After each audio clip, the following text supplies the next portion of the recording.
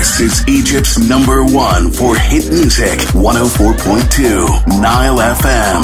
Now, Nile FM's Aware with Adham. Indeed it is. With me tonight in the studio are Nurhan and Maryam from EMSA, the Egyptian Medical Student Association. We're going to be talking a whole bunch about the projects and the different activities that these guys do in a matter of minutes, so stay tuned. Egypt's #1 for hit music, 104.2 Nile FM.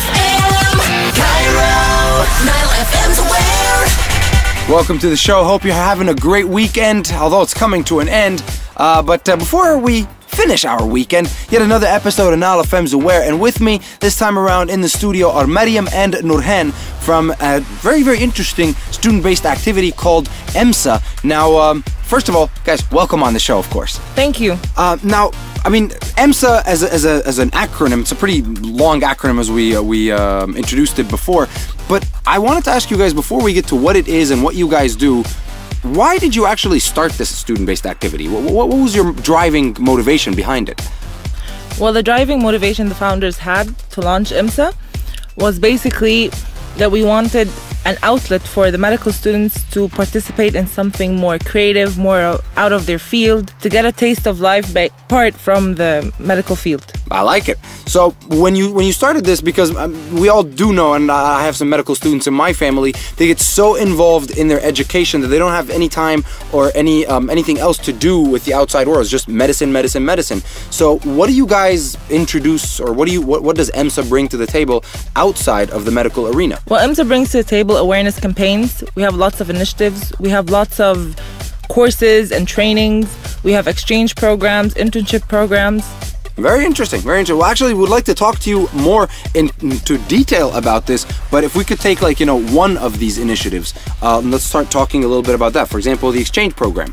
How does that work? About the exchange program, it's starting with the students in Egypt. They just see whatever the medical and the medical ethics in Egypt, just only in Egypt. They go outside in order to see this outside and how they work there and how they deal with the patients there. Not only the medical students, we're having also an exchange programs outside internationally for extra medical students. What are you guys doing on the ground here? On ground, beside the exchange, we do for the career, and it's a career arm. We're working for the empowering youth and the medical training.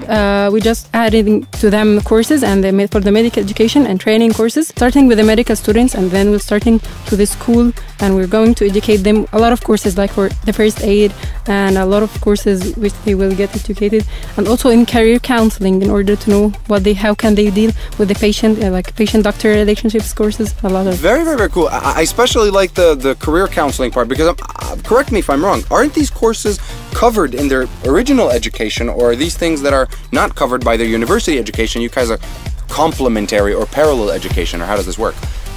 We take them in the medical care. We take them in the medical school, but we actually do not practice it, and we don't know how to deal really with the patient. It's just written, and we cannot do it in the real life. So basically you take the theory from the university and actually give them an outlet to apply it practically. That's it. God help the guinea pigs that they're trying on. Well, you mentioned something about the arms. This is the career arm. Yeah. You also mentioned that there are several other arms, including a community arm. Yeah. What's that all about? The community arm, it is also about the initiatives and about the campaigns and the awareness campaigns we're going to for the medical and the non-medical students, without the students, for the patient themselves.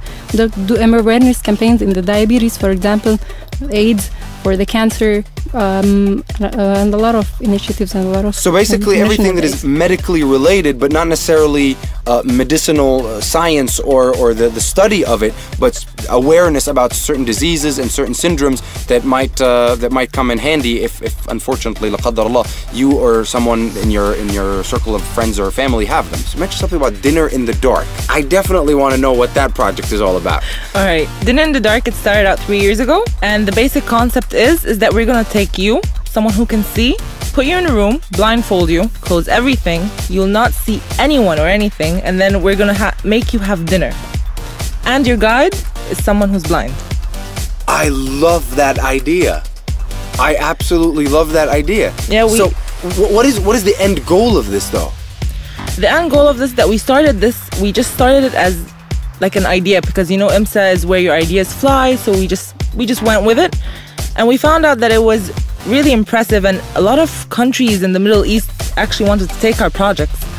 And right now, we're developing it. We're making it more serious. We're taking it to the next level. We're starting to get companies to employ blind people. That's very, very, very cool, because it's one of those issues that is not nearly addressed enough. The challenges and how to make a workplace or your surrounding more blind friendly to the people that are eyesight impaired, so that they can live just as a normal life as everybody else. I really applaud you for that. Now that's in regards to Dinner in the Dark. You also mentioned that there are several other projects. Care to give us an example? Well, the next, I would say, pretty project is Splashes of Hope. Splashes of Hope, we got this idea from online. We go to children wards. You know how all the hospitals are all grey and boring, and you don't expect a child to heal properly in this kind of environment. Absolutely. So we go in with our buckets of paint, and we just paint it all over, make it very friendly, very colorful. We get the children who just came out of surgery to participate with us, and it helps their healing process. A round of applause. Seriously, just round of applause, because I really like that, because a lot of people are spending so much time and effort into, for example, painting a wall on the street, which is really cool, and I appreciate the effort, but it's not necessarily sustainable at all. But what you guys are describing is just absolutely phenomenal. What other projects have you got in your pipeline? Well, we have Korashesh, we have Pathfinders, we have Speak Out, we have Protect Your Child.